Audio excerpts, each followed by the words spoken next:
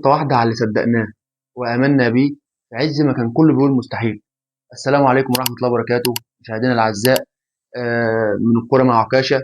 أول حلقاتنا وما أجمل حلقات إن نكون بعد فوزنا على سموحة ونقرب أكتر كمان للدوري. هي نقطة واحدة فاصلة على الدوري، وإن شاء الله نحققها في ماتش سيراميكا بإذن الله تعالى. نقطة واحدة على الدوري الأغلى في تاريخ النادي في ظل الصعوبات وقيد عدم المرتبات المنتظمة للعيبة. وكله عارف إن إحنا علينا كجمهور وكلعيبة وكإدارة من وقف 15 قيد هتبقى بطل الدوري بفضل الله يعني. وكمان هنخش على أفريقيا بمعنويات مرتفعة. ما كناش أفضل حاجة في الماتش، معاك في دي. بس هي في ماتشات كده اسمها الكلاحة الكروية، اكسبها باي طريقه باي ظروف باي نتيجه، المهم انك تكسب، لان مش مطالب منك الا الفوز. احنا مش في مرحله لعب وفن وهندسه، لا لا خالص.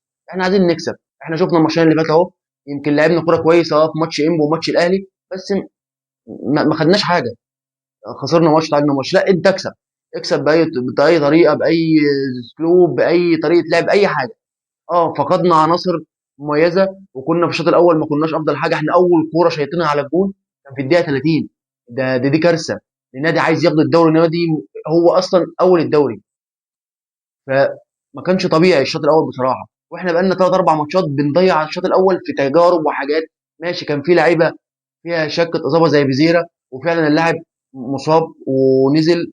يعني الواحد مش عارف يقول على المنظره ده ايه بصراحه. يعني لو مصري ومن ناشئين الزمالك مش هيكون بنفس الحماس، مش هيكون بنفس الجديه في اللعب. ويشاء القدر، يشاء القدر ان هو يكون مصاب وينزل الشوط الثاني يعمل لك اسيست، يمكن افضل اسيست في تاريخ النادي كله. ان شاء الله هنتوج بيه بطوله الدوري، ويطلع مصاب تاني. اقدار ربنا، هو ده المستحيل بتاع الزمالك، هو ده اللي احنا اتعودنا عليه في الزمالك. ما نعرفش حاجه اسمها سهوله يعني. ما ينفعش ماتش زي ده ننزل نكسب 2 3 4، لا. ده لازم تتصعب ولازم تتأزم خالص، تمام، علشان نعرف ناخد البطوله. عشان ساعه كده اما بنيجي ناخد البطوله ولا نفرح بكاس ولا بدوري ولا الكونفدراليه، بنكون بنفرح بيها من قلبنا، لان احنا واخدينها بصعوبه خالص، من كم ضغوط ومشاكل بتقابلنا. مفيش اي حد كان مراهن علينا من بدايه الموسم. اللي قال لك هيقع، واللي قال لك ده هيهبط، واللي قال لك ده النادي هيقفل، وما معكمش لعيبه، واحنا لعيبتنا مصروف عليها مليارات ودولارات. الكوره دلوقتي ناتج، هتنتج في الملعب هتكسب، ايا كان بقى الاسماء مين. مش هتنتج مش هتشوف حاجه. احنا من قبل ماتش انبي كنا ماشيين كويس، جينا في ماتش انبي ها، اللعب ما كانش افضل حاجه. ايه الناتج ساعتها؟ اتعادلنا ماتش وخسرنا التاني مع الاهلي. فهي دي الماتشات دي، يعني تكسبها باي طريقه، باي اسلوب لعب. مش هتفرق بقى انت خسرت ايه مقابل ده. خسرنا بزيرة وداخلين على ماتش افريقيا، ماتش مهم وبره الارض. بس لكل حدث حديث ان شاء الله، وهنكون مع بعض في حلقات جايه كتير. بس بجد يعني اللعبه النهارده كلها، مش هنقول حد وحش، كله النهارده في الشوط الثاني او مع نهايه الشوط الاول كان كله مميز. اسلوب اللعب ساعات بيختلف، وفي لعيبه ما بتلاقيش نفسها. بس احنا مش هنذم في حد. احنا عارفين الظروف وعارفين الدنيا ماشيه ازاي في الزمالك. فهنقول شابوه للعيبه. بس خاصة يعني عبد الله السعيد. يا باشا انت فوق دماغنا، لاعب 40 سنه. يعني نفس اللي ينطبق على فيزيرا ينطبق عليه. هو لو من ناشئين النادي مش هيعمل كده، لا. بس في تفاني في العمل، وفي اخلاص، وفي جهد للفالينه اللي هو لابسها والشعار اللي هو لابسه. عمل 90 دقيقه ولا 100 دقيقه النهارده، فوق الروعه. ومحمد اسماعيل والونش كله النهارده ممتاز. بس عبد الله السعيد خاصه يعني، وعدي الدباغ، انتوا فوق دماغنا من فوق والله. فشوايه رجاله، وان شاء الله ان شاء الله الدوري بتاعنا، ونخش على كونفدراليه باذن الله يوم السبت. يعني بالتوفيق، وان شاء الله نطمن على بزيره ويكون معانا. فبجد احنا مش هندم في حد. الفرقه كلها فوق الممتاز. نركز نقفل خلاص صفحه بقى الدوري خالص دلوقتي. عندنا ماتشين حاسمين، مش هيقل له اهميه عن كل الماتشات اللي فاتت. عايزين برضه رجوله، وعايزين تفاني في اللعب وفي التيشيرت اللي انت لابسه. ربنا يوفقنا، وان شاء الله قبل ماتش افريقيا نكون في فيديو مع بعض. الواحد مش هقول لك ان احنا عاجبنا الاداء، بس هي دي الماتشات دي كده اكسبها. اكسب الماتشات اللي زي دي مالكش دعوه بقى الباقي. المهم ان احنا كسبنا وحققنا 3 نقاط مع تعثر بيراميدز. الاهلي مش في الحسبه، الاهلي مش في الحسبه بايدينا برضه، يعني بايدينا احنا اللي ممكن ندخل الاهلي في الحسبه. الاهلي مش في الحسبه خالص. بيراميدز دلوقتي بيتعطل. انت لو تعادلت الماتش الجاي بعيد بقى عن نتيجه بيراميدز والاهلي، خدنا الدوري التعادل.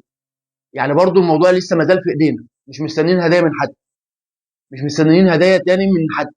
خلاص، انزل اكسب. ابسط حاجه التعادل. تعادلت مع سيراميكا ان شاء الله في الماتش اللي هيكون بعد افريقيا، خدت الدوري.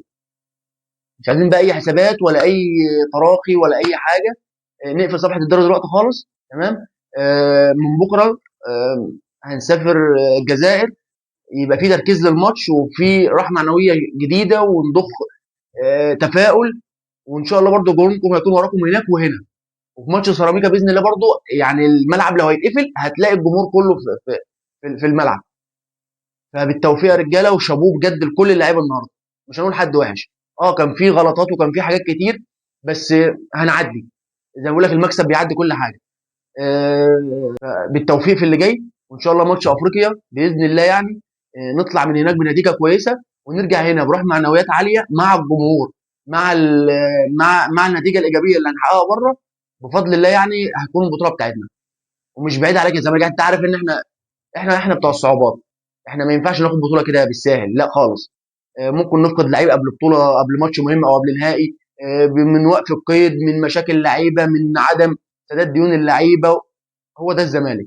احنا لو ما حصلش فينا كده يبقى احنا مش زملكاويه، ومش ده الزمالك اللي متعودين عليه. ففي ظل الازمات فاني والبطولات، حتى البطوله يبقى ليها معنى.